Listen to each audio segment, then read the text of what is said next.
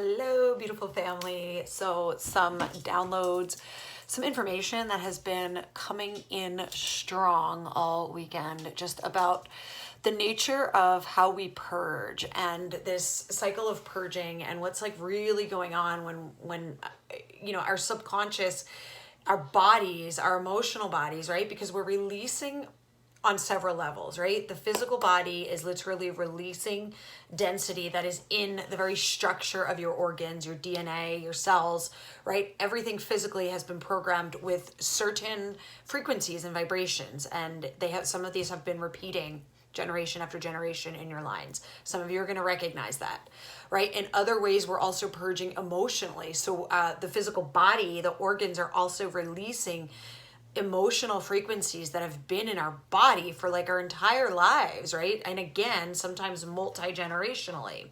Multi-generational trauma is real, right? And there's a lot of that being released right now to be healed.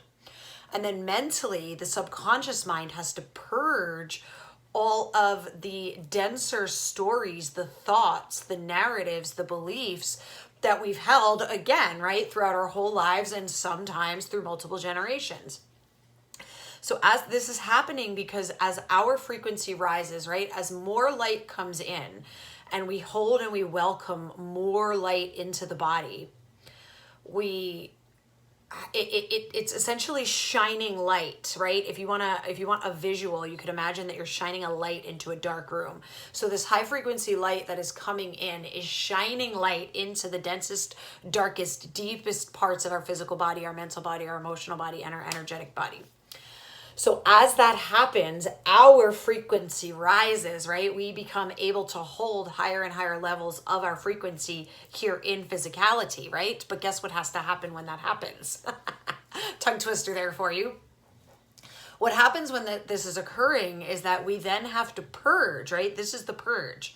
So the light comes in, it gets shown on the densest parts, and then the densest parts have to come into the light to be able to release. Now, where we get tripped up is when this is happening, we then, right, our mind being a good little mind, a powerful little mind, a powerful little brain, but our ego intellectual mind that keeps us anchored in 3D, here's the thing, right? It loves to be able to delete, distort, generalize. It loves to be able to just file everything into neat little boxes and be able to understand everything that is happening. So what happens is, right, light gets shined, say liver releases anger, right? Because the anger in Chinese medicine holds, the liver in Chinese medicine holds anger, right? And the emotion of anger. So maybe the liver is releasing this anger. What the brain, the mind, the ego then wants to do is it wants to look and be like, oh, I'm having there's this feeling, and it wants to immediately either delete it, distort it, or generalize it, or file it and classify it. It wants to understand it, right? So it does this by looking to the external world and being like, okay, what is causing? Why am I feeling this? What is causing this? And this is where we then start projecting, right? We'll look to the external world. This is all very fast, very subconscious. Like we don't realize we're doing this. And we look around and we're like, okay, why am I angry? Oh, it's your fault. That guy who cut me off in traffic. It's your fault because this happened, right? And we start looking. Now, this goes for everything we're releasing, right? So if it's shame coming up, then we immediately want to look externally, right? Because shame feels very, very dense, right? It's very, very constructed, very, very dense. And it makes us feel like we're bad, inherently bad or wrong for certain aspects of who we are. So if that's what's being released out of the body or out of the organs or out of the mental plane, we're then going to get very, very defensive, right? And the moment somebody looks at us a certain way, maybe we like lose it and we take it personally because we think they're implying that we're bad or wrong, right? Like projected shame is one of the driving forces right now that is being used to manipulate us into division and fighting with each other, right? Because when the shame gets triggered, right, or the shame gets purged, we feel it. It doesn't feel good, right? It feels dense. It feels icky. It's like, oh, get this off me.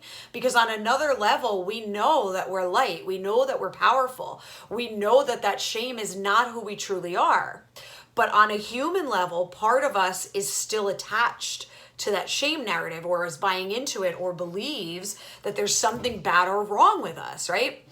So what do we then do is we externally look in the outside world and we're like, okay, someone comes along and maybe they, treat us in a tone. They talk to us in a tone, and we internalize that as them implying that we're bad or wrong. And we immediately get defensive, and then we go on the offensive, right? And we want to make them bad or wrong back, right? We want to either fight, we want to run away, and we go into the whole like trauma responsive fight, flight, freeze, right? This is happening all over. All you need to do right now is observe, and you can start to see how much this is happening, right? And it's going to be happening for us all individually on different levels, just depending on how much alchemy work we've done, right? Some of us have been preparing for this for years, right? So we're ready, right? We're not so surprised when it happens, and we understand what is happening.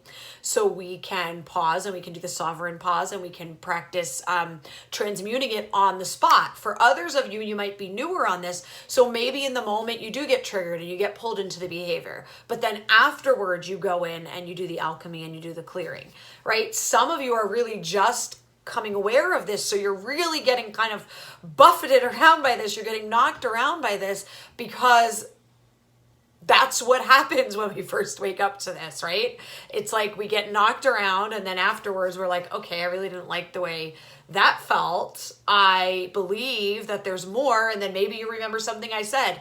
Maybe you remember something somebody else said that you listened to. Maybe you remember something that you read in a book, and you start then navigating down that path and looking for the healing, and you start going into the path of unlearning that pattern, right? Because all healing is an unlearning of very dense patterns, wounded patterns, right? Patterns of enslavement, inferiority, control, lack, scarcity, poverty, trauma, all the things, right?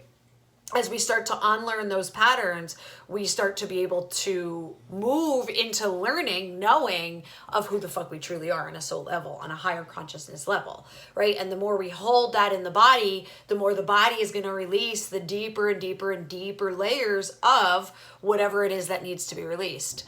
So for example, for me, a lot of what has been being released is anger, right? A lot of my shame and my inferiority and my people pleasing, those mechanisms, I did my deep healing work on those years ago. So they're not really the thing, but now it's anger. So I can feel anger being released out of my organs, anger being released out of my emotional body, right? And out of my mental body, it's the stories of like the struggle, and it's like the doubt, right? The doubt stories.